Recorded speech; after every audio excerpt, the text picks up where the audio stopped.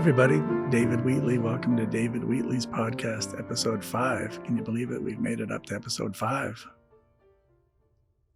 At the end of episode 4, this always sounds like an episode of Lassie or something. Lassie was a dog, for those who don't know, like a collie or something. No offense to all the dog owners. Hey, David, of course it was a collie, and there's a big difference, a little respect. Okay, sorry. And so, let's see, of our two audience members, one is somewhere between disbelief and laughter. So I mentioned we were going to talk about the Amoeba theory, so here it is. In the beginning, there was nothing, like it says in the Bible, and the Big Bang, people say there was nothing, so they agree.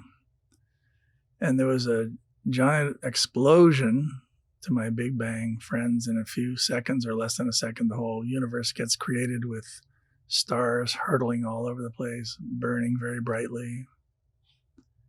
And to my creationist friends, it took longer and happened in a certain number of days, either real days or figurative days. The whole world got created the way it is. And so the planet Earth was spinning along and gradually cooling off. I like to think it was a star, and that molten lava that it was made of still exists in the center of the Earth.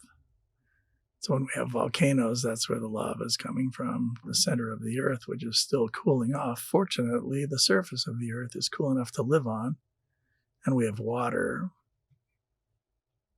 And people that track the evolution of life and the development of life like to talk about water. They want to know, is there water on Mars? And we'll take our own water to Mars or the moon. No water on the moon. Well, we'll take our own. Fine. Well, these guys are into there being water, so it must have more importance than I think. And so a bunch of amoebae, I'm going to call them amoebas, were floating around swimming in the ocean. And finally, one of them decided, I wonder what it would be like if we could crawl up on the land. So he discusses it with the other amoebas, and they say, oh, no, we don't think so. If you want to go, that's fine with us, but we're staying here. We want to see how it goes with you first.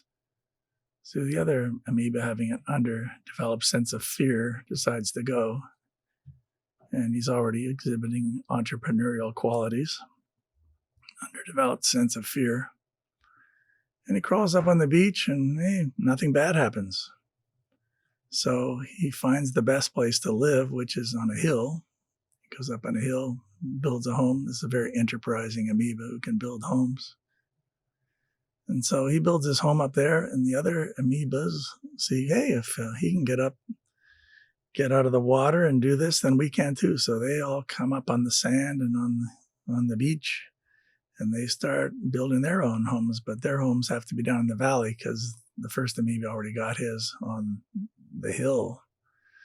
And so the amoeba on the top forms his own company and gets the other amoebas to work for him.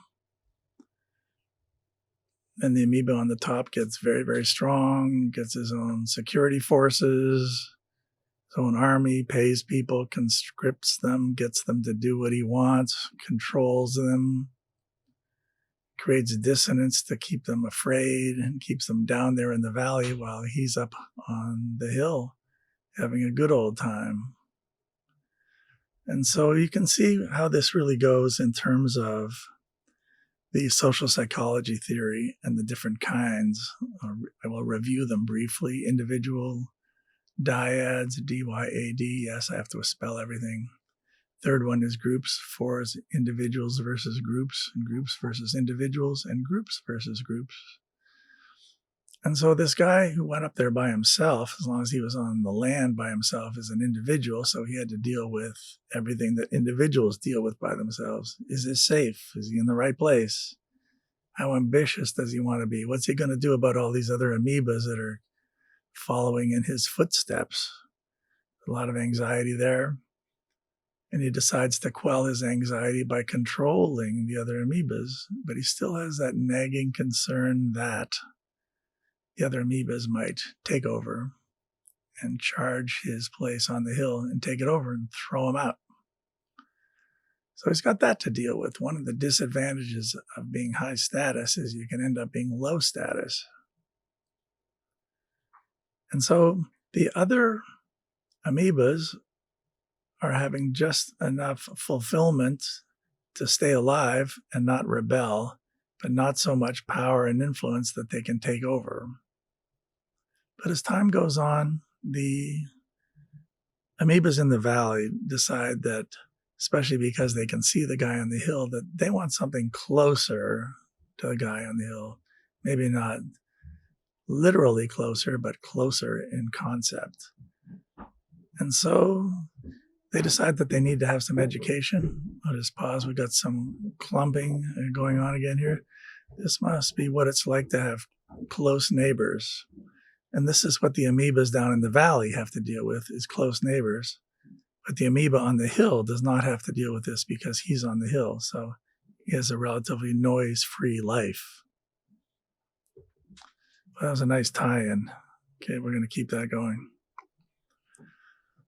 So the ones down in the valley decide that they need to have some education. It should not just go to the friends of the guy on the hill, the oligarchy, or the House of Lords, or the other amoebas who managed to do some deals with the guy on the hill and get some property so they could form an oligarchy. The ones down below decide that they need some education too, and that it would be just as well if the people on the top gave up some of their stuff in terms of cash and assets to create some schools, and that's where public schools were invented. You didn't know that the first public schools were attended by amoebas, but it's good to know that. That's why we listen to podcasts like this, to fill ourselves in. Everyone has gaps in their knowledge, and it's totally fine with me to know that people haven't known this up until now. And so public schools allow amoebas that are down in the valley to learn and to improve themselves. But then the amoebas gradually get more and more fed up with their state of having to work for the amoebas on the hill, and they want to have a better lot in life. And so they decide to unionize. They say, well, amoeba on the hill, we're not going to do any more work until you give us better working conditions. We want better wages, we want pensions, we want health care, and we want public schools, and we want roads with no potholes, and we want to make enough money to be able to buy our own cars and all of that. So they decide to unionize,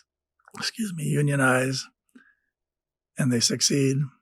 And so this delicate or not so delicate struggle between the owners and the workers goes underway way thousands of years ago. And so we're left with that now, back to the different kinds of social psychology. We had the individual versus the group, and that he was able to come up on the sand by himself. And then the group followed because they had fear, but they overcame it once he showed them what to do. And then it ended up being the fifth level, which is groups versus groups. The oligarchy as a group. Oligarchy is a group of individuals who are wealthy and have power that organize themselves. And they often appoint a leader or spokesperson who can become the president, somebody who's electable by the other group, which is all the workers and little people. And so eventually the democracy got set up because they figured if everybody had a vote, including the people in the valley, there would be a balance. So the oligarchy couldn't just push the little people around.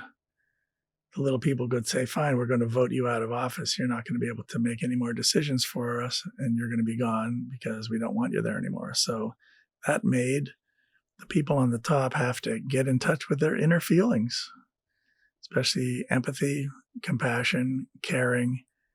And so the oligarchy with their power would use some of that power to look after the people down in the valley. And that has largely worked. So if you're wondering if I'm pro-democracy, yes, I am. So you can check that box. That guy, David Wheatley, is pro-democracy, which is just as well because this is a democratic setup. So next, episode of the podcast, we're going to talk about capitalism and how that motivates people. We're going to talk about self-interest, and we're going to talk about altruism. But until then, please visit us on Patreon and become a patron of the arts, especially this art. And we look forward to joining you and you joining us on the next podcast. And this is David Wheatley signing off.